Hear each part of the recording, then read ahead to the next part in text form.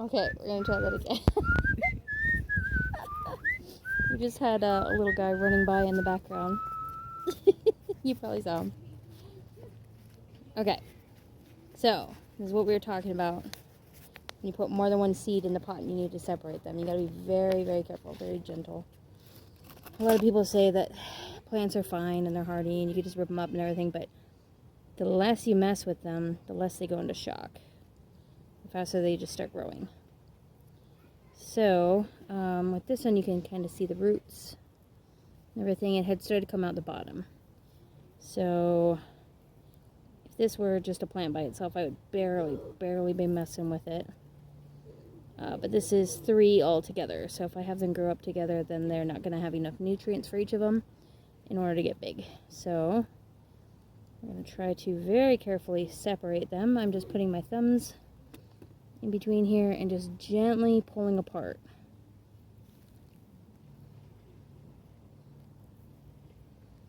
And I try to start at the top, and then I kind of hope that the roots don't go in between them. Hopefully they're not too awfully long, but sometimes they are, sometimes they're not.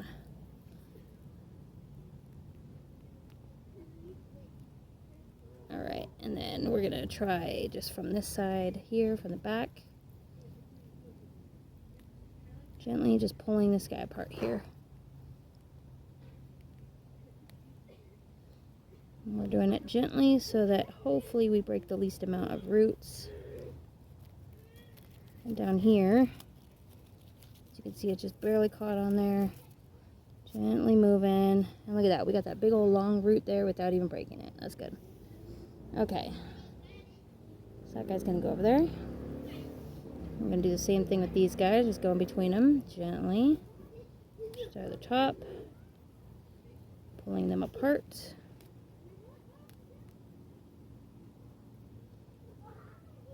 There we go. Getting down to the bottom. And we're just going to wiggle them apart. See, what we want is a whole bunch of little roots hanging out there. If they were not all hanging out, that would mean that we were breaking roots rather than pulling them out, which we don't want to do. There we go. Okay. Got those last 2, so one's going to go right up here. And one's going to go back here. Okay. There we go. Alright, now I'm going to take some of that compost. And we're going to go ahead and sprinkle it around both sides.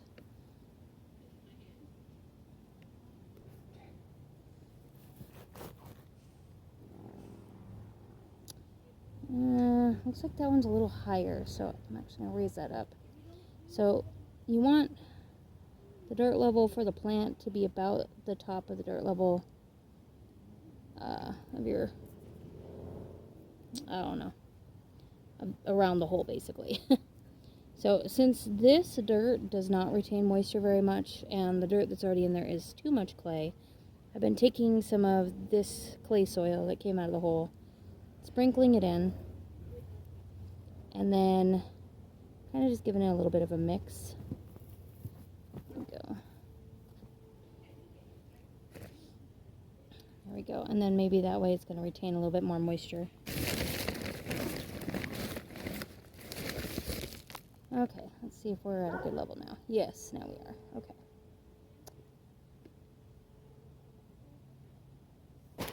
Okay. So just a little bit, not very much.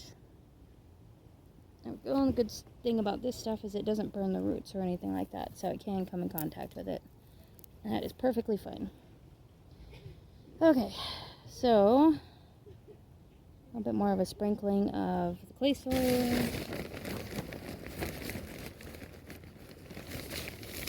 And then some compost.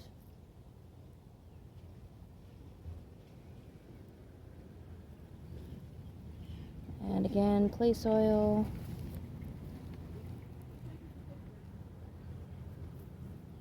There we go. We're trying to keep all the rocks out. There's just tons of rocks.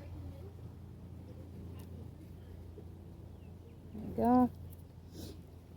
Now, if this ends up being a problem, if that water is just staying at the bottom of that hole and like drowning out the plants, what I might have to do is pull them back up and do a whole bunch of rocks at the bottom of this. So we'll see if I have to do that. Okay, so I like to have it to where it's not quite filled up to the level that the ground is, and that way it creates like a little divot essentially that can kind of collect the water and have it flow down